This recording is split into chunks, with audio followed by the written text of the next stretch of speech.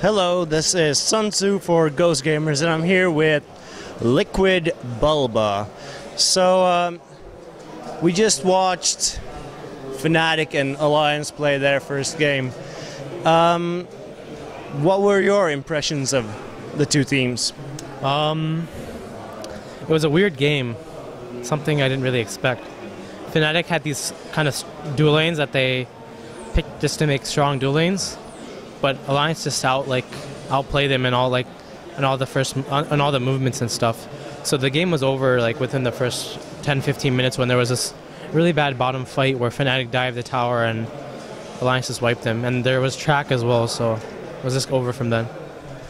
Yeah, it definitely felt like it was one of these strategies where there's very little room for error. Yeah. Do you think that teams tend to pick themselves into corners sometimes a bit too much in these ways? They sort of look at this looks cool, but they don't consider what happens if something goes wrong. I think every team has that. I thought we had that a lot at MLG. It's just when you come to these lands, there's a lot of pressure, and you think maybe too much about things. You think we're going to do this if they do that, this if they do that, and then you have this final product, and that doesn't really mesh well, and it just feels kind of shitty, and you lose the game because of that. So I do think the draft wasn't that bad.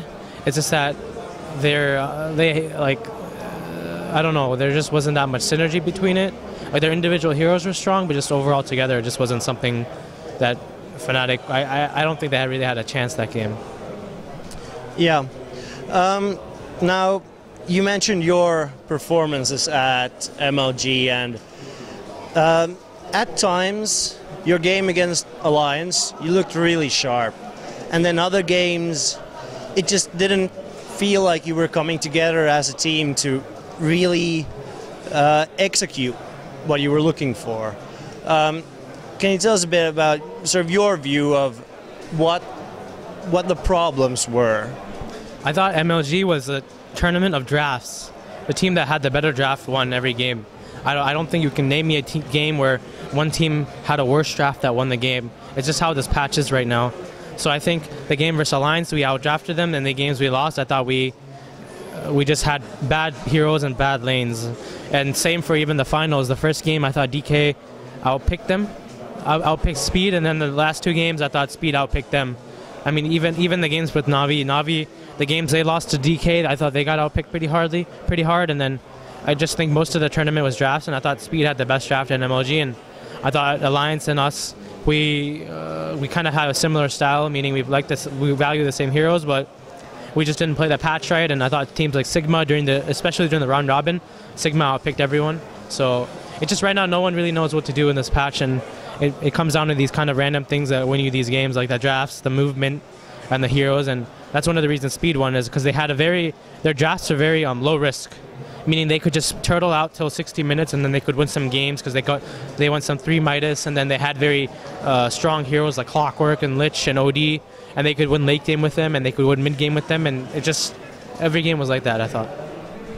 Yeah, definitely. Now, you say that the draft is in a very key position right now. One thing that I've heard a number of players comment about is sort of the power of the first pick currently to counterpick your opponent.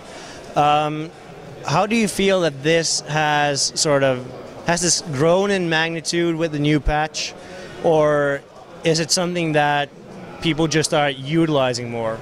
I think first pick is very strong, but I think there's also the fact if your first pick usually get Dire, while the other team gets Radiant. I think Radiant is very, very strong right now. Radiant is probably the strongest it's ever been in Dota, mostly because Radiant offlane is very broken. Any hero can go Radiant offlane and do well, or get some levels and farm. And Radiant mid is very strong. That's all three of Radiant's lanes are very broken right now. So I think Radiant overall is better than having first pick. Yeah, I know that's also another thing that a lot of teams have been really balancing between, and it creates an interesting dichotomy that sort of both things are seen to be almost so almost broken because they're so strong, and you have to make that decision at that point. Then, do you feel that it's always Radiant that's better to pick, or does the opponent and which heroes they want and sort of what you can ban out in the first two, does that matter in terms of making that decision right now? I think Radiant is definitely stronger right now than first pick. I just think Radiant offlane is like quite broken, and also Radiant mid, and just like I think versus some teams first pick might be better. I don't really know one, but first pick obviously has its advantages, but I think their benefits that Radiant gives you is just far better than what first pick offers you right now. Okay. Now, going into this match against Na'Vi, is there anything in particular that you feel your team has to be looking out for? Surprising, like their lanes are sometimes very confusing and hard to read. So I just think knowing the lanes and then not giving the heroes that they like a lot, like not giving Havo snakes and stuff like that.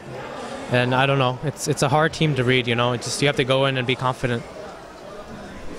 Yeah. Now I'm gonna try out something new on you. This is the first time we have here The Art of War by Bulba. And in particular, we have a quote here. "All men can see the tactics whereby I conquer, but what none can see is the strategy out of which victory is evolved." What does that tell you? I mean, it basically says what Dota is about, like, kind of. It says, like, you can see this team pick these 5 heroes, and you can see their heroes, and you can contemplate what they're trying to do, but in the end, it's the team that actually executes it. So what they actually do in game is, it's up to, like, they're the only ones, like, that know really what they're done and, like, what their exact plan is. I mean, you can always guess, and you can predict, but in the end, the team with the heroes or whatever team with the actual strategy is really what knows the strategy the most. So I guess there's a lot of meanings to it where you can deviate from that. Indeed, indeed. I think that's about it for us. Would you like to say any last words or shout-outs? Shout out to my team, and it's sponsors Team Liquid, Razer, Twitch, Barracuda, Shiny Things, and Need for Seat. And also shout out to my college. I know a few friends from my college are watching, UNC, which is my signature. And shout out to this guy from GosuGamers, Sun Tzu, and Chernobyl Barnett, a famous Swede guy that's been for GosuGamers for a long time. All right, cool. Thanks for listening in on us, and we'll see you next time.